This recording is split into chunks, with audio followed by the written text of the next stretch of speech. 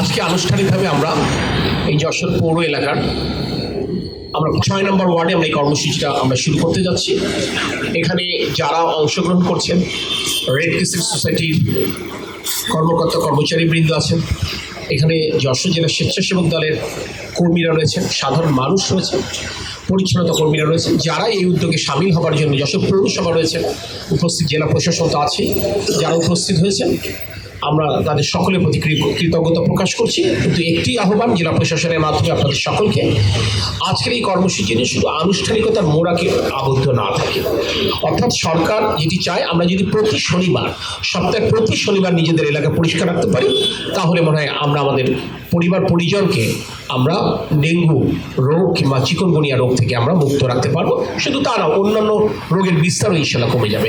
সকলের উপর আল্লাহর রহমত কামনা করে, সকলের সুস্থতা এবং দীর্ঘায়ু কামনায় এই কর্মসূচি শুভ উদ্বোধন এবং এই কর্মসূচি অব্যাহত থাকবে এই আশাবাদ ব্যক্ত করে আমি আমার কথা শেষ করছি। আল্লাহ হাফেজ। বাংলাদেশ জিন্দাবাদ।